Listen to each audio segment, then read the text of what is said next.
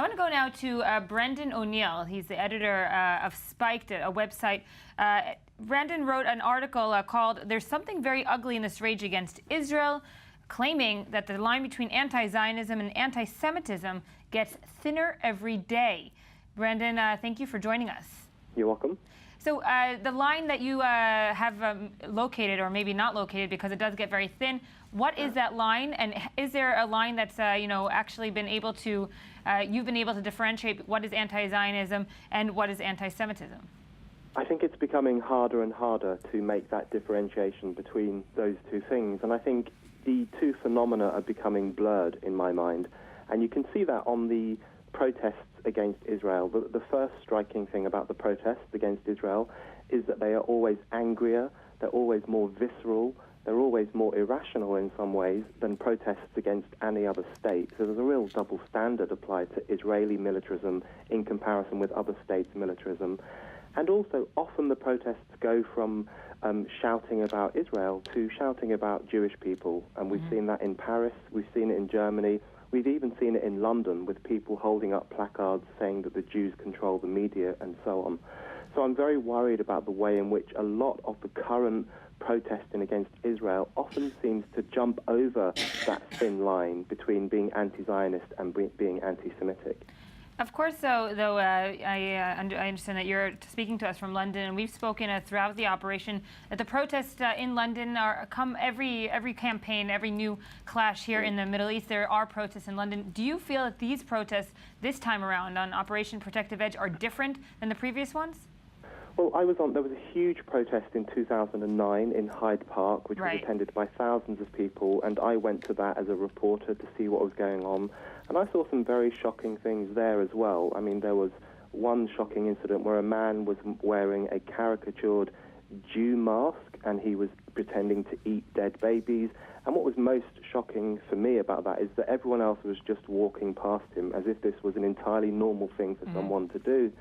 And that's when I started to think, back in 2009, that there is this increasingly thin line between anti-Zionism and anti-Semitism.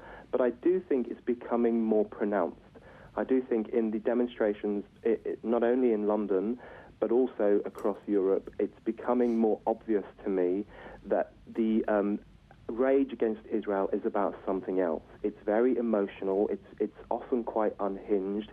It's like a screaming, it's a venting of rage against various different things which are attached onto Israel. And I think that's why it's an unstable political sentiment which can quite easily collapse into being something prejudiced in nature. But many will also argue that this time around the international media has served or tried to correct their mistakes of the past and tried to take a more objective line in covering the Israeli-Gaza conflict. We, of course, know that the BBC in the beginning did a whole story about how pictures were being doctored or taken from other conflicts and put in. Do you see an opposite trend, perhaps, that, yes, protesters on the street are going to one direction, but actually the international media may be trying to, recorrect itself? I think the media is sensitive to the accusation that in past conflicts it has been one-sided. It's been extremely critical of Israel. It's often, in fact, published material itself that has turned out to be fake or doctored or false. So this time around, I think they're more sensitive to that, and probably they're trying to do something about it. But at the same time, there are still a number of problems. I do think the Western media is far more critical of Israel than it is of other states that get involved in military conflicts. That seems undeniable to me. And you're right, the BBC made an effort to pinpoint where there is inaccurate photographs and coverage of what's happening in Gaza. But at the same time, let's not forget that one of the BBC's leading correspondents tweeted a photograph that he said was from Gaza and later had to apologize because it turned out that it was from Syria. So I think there is still a tendency among journalists to use what is called the journalism of attachment, a very emotional form of journalism. They are extremely sympathetic to the plight of the Palestinians, and they're extremely hostile to the existence of Israel in some cases. And I do think that's still coming through in some of the mainstream coverage. And it's important to note also that you do in your article say why haven't the British public come out of over David Cameron's ordering airstrikes on Libya and so forth. Comparing the conflicts many times will warrant a response, and I'm going to be the devil's advocate here, that just because you can compare conflicts doesn't make what Israel is doing right. Is that a concrete argument that you would stand by? Well, I think that what's interesting to me is lots of the people who criticize Israel or who march against Israel will say that they're just doing it for the victims. They're worried about the fact that women and children and civilians are being killed. That's a perfectly legitimate thing to be concerned about.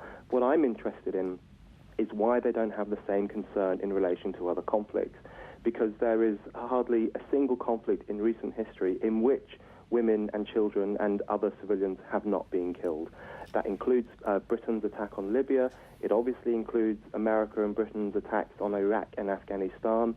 And of course, there were some protests against those conflicts, not against Libya, by the way, but they were much less passionate than the protests against Israel. They were much more controlled. They had much more of a political sentiment to them.